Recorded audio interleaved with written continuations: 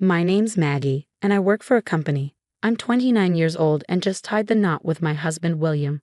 We dated for over 2 years before getting hitched. We kicked off our married life in the apartment I've had since my single days. Dad gifted it to me when I landed this job. With my brother and his wife moving back in with our folks, I figured it was time for me to spread my wings. Dad, being well off, got me a nice apartment close to our family home when I started working. Not sure if he wanted to lend a hand whenever I needed, or just keep me nearby. But either way, I ended up in a fantastic place. When my husband and I decided to tie the knot, his cramped apartment wasn't going to cut it for the both of us. Luckily, I had a spacious place that didn't cost me a dime in rent, so he moved in with me right away. The first time I visited his family's home in a snowy area was during winter. I was blown away by the amount of snow and how chilly it was. Growing up in the city, his family's home felt like a whole new world to me. His mom and brother lived in this quaint old house straight out of a fairy tale, surrounded by fields. Back when my father-in-law was around, they did some farming on the side. Their nearest neighbors were a bit of a hike away. My husband had been living in a tiny apartment, too cramped for both of us. Luckily, I had a spacious place that didn't cost a cent in rent, so he moved in with me right away when we decided to tie the knot. The first time I visited his family's home in a snowy area was during winter. I was amazed by the vast amount of snow and how cold it was. Growing up in the city, his family's home felt like a whole new world to me. His mom and brother lived in this charming old house straight out of a fairy tale. Back when my father-in-law was alive, they used to do some farming on the side.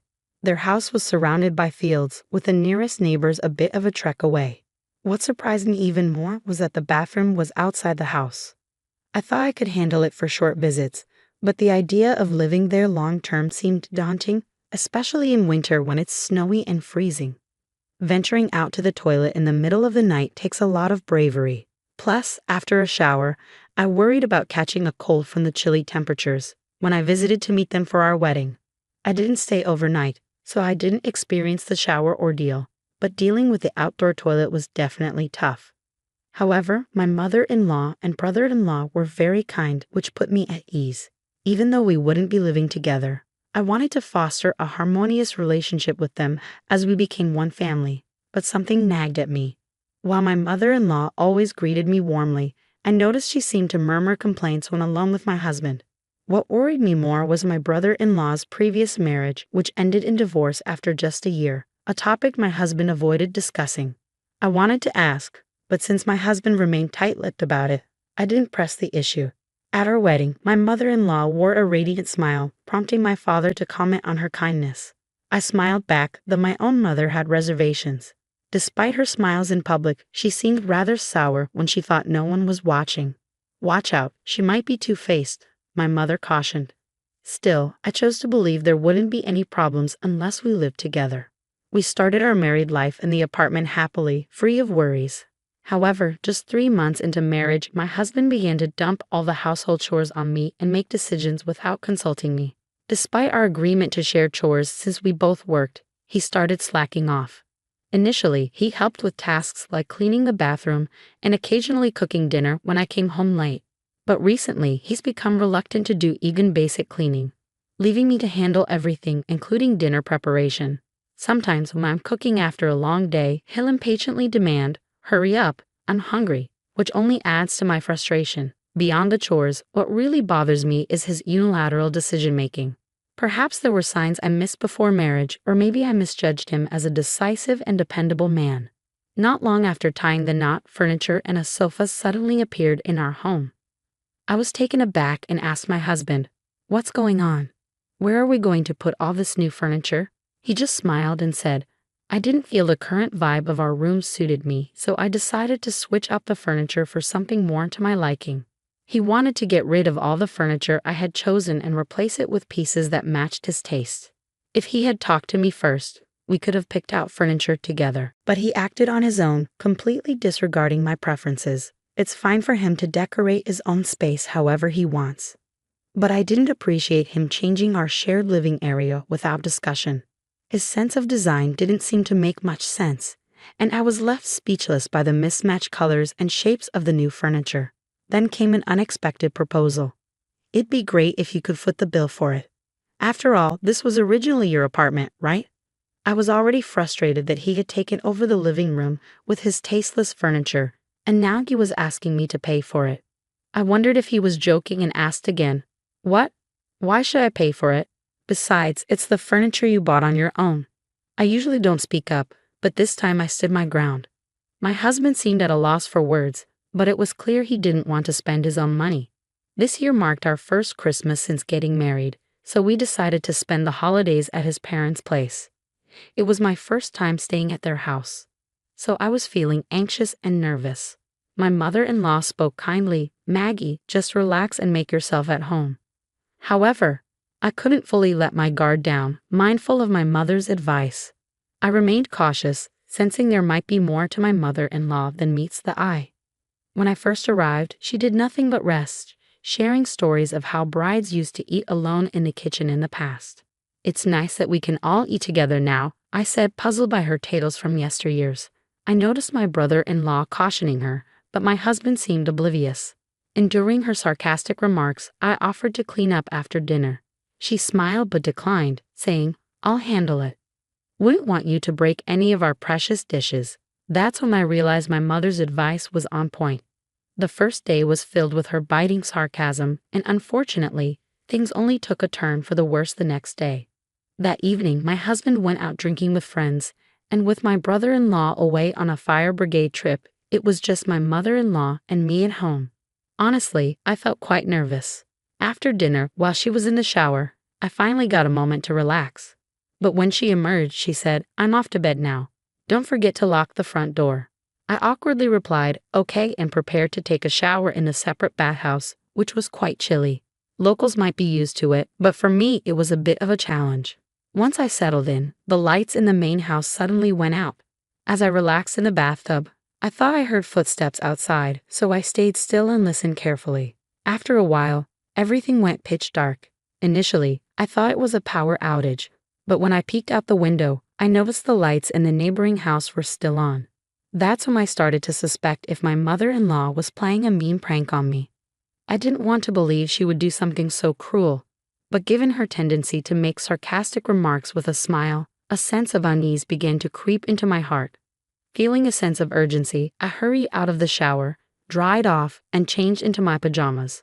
The room was completely dark at first, making it hard to see anything. But as my eyes adjusted, the moonlight seeping through the window helped me navigate. While I couldn't help but think how immature this prank was, I attempted to open the door to leave, only to find it stubbornly stuck shut, resisting all my efforts to force it open. Panic started to grip me. There was a window, but it was barred from the outside. Thankfully, I had my smartphone with me. I tried calling my husband for help, but he didn't pick up. On the third attempt, he finally answered, shouting loudly, "Why are you bothering me? Can't you see I'm busy right now?" It was clear he was drunk, but I desperately needed his assistance, so I pleaded with him. "I'm stuck in the bathroom. Please come over right away," I pleaded urgently. But it seemed he either didn't grasp the seriousness or didn't care, replying dismissively, "You shouldn't have taken a shower now. I'm too drunk to help. Goodbye." After he hung up, I dialed his number repeatedly, but it seemed he'd switched off his phone. I debated calling the police or fire department, but I wanted to exhaust all options before resorting to that. I hesitated to involve the authorities, fearing my mother-in-law's wrath. First, I tried to find a way out on my own. I thought perhaps if I shouted from the bathroom window, someone passing by might hear me. But to my dismay, the window was frozen shut. My husband had mentioned that the pipes sometimes freeze. If I were to remain trapped here all night, I could freeze to death. Just as I was on the verge of reluctantly dialing the police, a voice from outside startled me. "Is there a power outage? Hello? Is anyone in there?" Relief washed over me upon hearing that voice. I heard a series of knocks, indicating someone was trying to assist, and before long, the door creaked open. Gratefully, I thanked the elderly gentleman who had come to my aid. He sighed and remarked, "She never seems to learn, does she? Always finding ways to make life difficult for her daughter-in-law." This kind neighbor was familiar with my husband's family, a distant relative of his. He escorted me to his own home nearby. Upon seeing me, his wife appeared surprised. After the gentleman explained the situation, she warmly welcomed me inside. With a comforting gesture, she offered me a blanket since I was only dressed in pajamas and served me a cup of steaming hot tea. Once I had regained my composure, the elderly gentleman shared with me the unsettling history of my mother-in-law's treatment of her daughters-in-law. Your mother-in-law has a history of mistreating her son's wives. She's trapped several of them in the bathroom before. The wife of the eldest son was repeatedly locked in there and eventually left the household because of it. And it's not just her. When my husband was engaged to someone else before, the mother-in-law did the same thing to her. The elderly couple had noticed the bathroom light shining through the darkness and grew suspicious, prompting them to come and investigate. They knew about my mother-in-law's past actions and had come to the aid of others in similar situations before. Aware of our marriage, they seemed concerned that my mother-in-law might repeat her harmful behavior. Since it was already late and the main house was locked up, I decided to spend the night with the neighbors. The next morning, I was roused from sleep by the wail of an ambulance siren. Peering out the window, I spotted the ambulance pulling up at my in-laws' place, with my husband standing motionless near the detached bathroom. Curious, I made my way over. Perhaps my husband had mistakenly thought I was still trapped in the bathroom and called for help. But of course, the bathroom was empty. I felt a pang of sympathy for the paramedics, who had been summoned due to my husband's misunderstanding. As soon as my husband laid eyes on me, he erupted, "Why is my mom lying there? Weren't you trapped in the bathroom?" Startled, I glanced inside, only to spot a figure sprawled on the floor. The woman whom the paramedics were tending to sat up, gingerly touching the back of her head. It appeared she wasn't in grave danger, and I recognized her silhouette. It was my mother-in-law. Perplexed as to why she was there, I listened as one of the paramedics explained. She seems to have taken a fall and lost consciousness. We'll take her to the hospital for a checkup. It looks like she slipped on some soap on the floor. In my panic during the blackout, I must have left things scattered, like the soap. With no light to clean up, it seems my mother-in-law slipped and fell when she entered the bathroom to check on me in the early hours of the morning. As my mother-in-law was wheeled past on a stretcher, she shot me a stern glare. When my husband was taken to the hospital in an ambulance, the neighbors approached and offered their sympathy, saying, "We're relieved you're okay. It's like a form of divine retribution for the mistreatment you've endured as a daughter-in-law." I expressed my gratitude to them once more, realizing that without the elderly neighbor's help, I could have been the one being rushed to the hospital. After changing clothes, I informed my brother-in-law about my mother-in-law's hospitalization. He hurried off to join her there. Left alone, I made my way to the detached bathroom, pondering over the events of the previous night. At the bathroom door, I noticed a stick wedged in to keep it shut. That explained why I couldn't open it. That afternoon, my mother-in-law returned home from a hospital with my husband and brother-in-law, and she directed her anger at me. "If you had stayed in the bathroom and let me know, none of this would have happened." Before I could respond, my husband joined in, expressing his frustration. Exactly. If Maggie had just stayed put, my mother wouldn't be in this situation. However, my brother-in-law angrily intervened. "What's wrong with you two? Stop this cruel game of locking my sister-in-law in the bathroom." Later, my brother-in-law returned with a travel bag and announced to my husband and mother-in-law, "I'm done taking care of my mother. I'm leaving this house. Do as you please." Unable to endure it any longer, I turned to my brother-in-law and asked, "I'm leaving too. Could you drop me off at the nearest station?" Despite my husband's attempts to stop me, I stood my ground. "Let's get a divorce. You didn't help me when I needed it yesterday. I'll prepare the divorce papers." I got into my brother-in-law's car, and he drove me to the station, apologizing repeatedly.